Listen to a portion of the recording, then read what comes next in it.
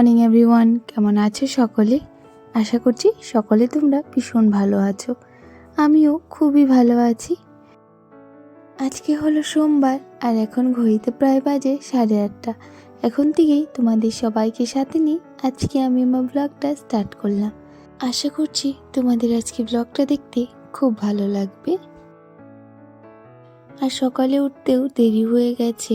মাম্মাম সকালে সে 3টের দিকে উঠেছে, উঠে আর ঘুমাচ্ছিল না। তারপর নিয়ে দোলনাতে দিয়েছি, অনেকক্ষণ দোলার পর তারপর আবার ঘুমিয়েছে। তো আমি ঘুমাতে ঘুমাতে সে আবার 3:30-এর উপরে হয়ে গেছে, তখন ঘুমিয়েছি। আর সকালে ঘুম ভেঙেছে হলো 7:30টার দিকে।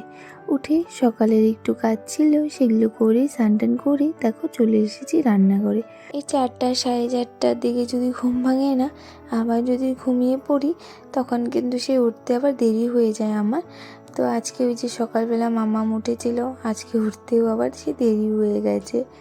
যাই হোক, উঠে সকালে জলদি জলদি কাজগুলো করলাম, সকালে রান্নাটা বসিয়ে দিয়ে তারপর চলে আসলাম বিছানাটা ঠিক করার জন্য। বড়মশাই উঠে পড়েছে আর এখন প্রায় 8:30টার উপরেই হয়ে গেছে। ওকে ডেকে ডেকে উঠিয়ে দিলাম, আবার দোকানে যাবে ও। তার জন্য এই যে দেখো এখানে আমি ভাবলাম আজকে বিছানার বেড কাপটা চেঞ্জ করব। তো এই যে তার জন্য সব কিছু খুলে রেখে দিচ্ছি, টাইম পেলে আজকেই ধুয়ে দেবো, নয়তো কালকে দেবো ভেবেছি। আর আমি সকালে স্নান করার সময় না সবগুলো কাপড় একসাথেই ধুয়ে দিই, কিংবা যখন যেটা একটা একটা করে বের হয় তখনই ধুয়ে দিই।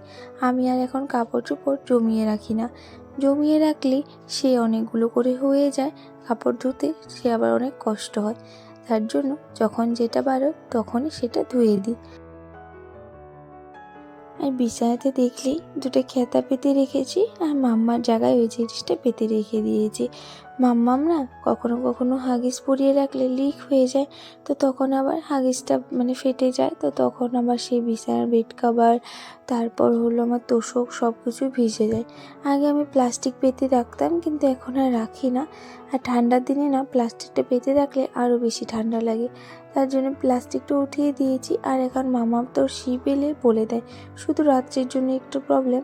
আর রাত্রে যদি একবার ওকে উঠিয়ে শি করায় না, তারপর আর করতে চায় না, শুধু একবারই করে। কিন্তু ঠান্ডার দিন ছিল না, হাগিসটা পরিয়েই রাখতাম রাত্রে, সারাদিন পরাতাম না, কিন্তু রাত্রে পরিয়ে শোয়াতাম। আর এখানে দেখো বিছানাটা ঠিক করে চলে আসলাম রান্নাঘরে। ভাজিটা হয়ে গেছিলো, নামিয়ে ডালটাও সোমবার দিয়ে দিলাম। আর আজকে সুদ্দিও আমাদের ঘরেই চলে আসবে, কয়েকদিন এখানটাতেই থাকবে।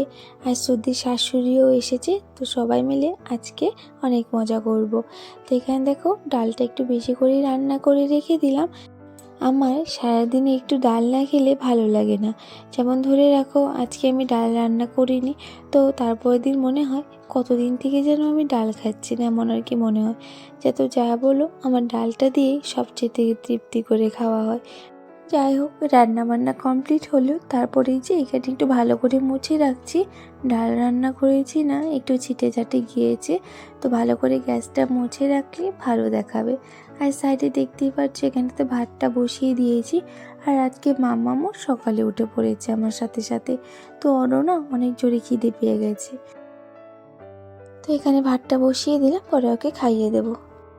এখানে দেখো বড়মশাই খাচ্ছে পিঠে, দুধ পুলি খাচ্ছে, বলে ভাত খাবো, ভাত হয়ে গেছে, গ্যাসটা বন্ধ করে আসছি, একটু খাও। ও ভাত খাবে। সকালে খাওয়া দাওয়া করলাম, করে বাসন কাসন ছিল সেগুলো ধুয়ে বিছানায় যে বেড কাভারগুলো উঠিয়েছিলাম, ভাবলাম না রেখে দেবো না, ধুয়েই ফেলি। তো এখানে বেড কাভারটা নিয়ে আসলাম কলপারে, একটু ভিজিয়ে রাখবো। ভিজিয়ে রেখে তারপর চলে যাব ঘর মোছার জন্য। ভাতটা খেয়ে আর দেরি করিনি, ভাতটা খেয়ে বাসনগুলো ধুয়েই চলে এসেছি। এটা নিয়ে ভাবলাম না রেখে দিয়ে কি করব, ধুয়েই ফেলি। আর আজকে সব কিছু একটু তাড়াতাড়ি করার চেষ্টা করছি। বললাম না দিদি ওরাও আসবে, অনেক কিছু রান্না আছে, রান্না বান্নাও করতে হবে, তো মা তো একা একা পারবে না। তো মা ওখানে সবজি সব কেটে নিচ্ছে, আমি পরে গিয়ে রান্নাটা বসাবো। তো ঘরগুলো মুছে ভাবলাম আজকে একটু ভালো করে সিঁড়িগুলো না ধুয়ে দিই, অনেক ল্যাট্টা হয়ে গেছে আর বালু বালু হয়ে রয়েছে। তো ঘর বারান্দা একদম ভালো করে মুছে নিয়েছি। আর এখন সিঁড়িগুলো দিয়ে ভালো করে জল দিয়ে দিচ্ছি।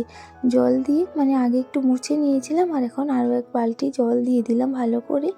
আর এখন না ঘরগুলো মুছে আসার সাথে সাথে যেন আবার কেমন একটা হয়ে রয়েছে, মানে ধুলো ধুলো হয়ে রয়েছে।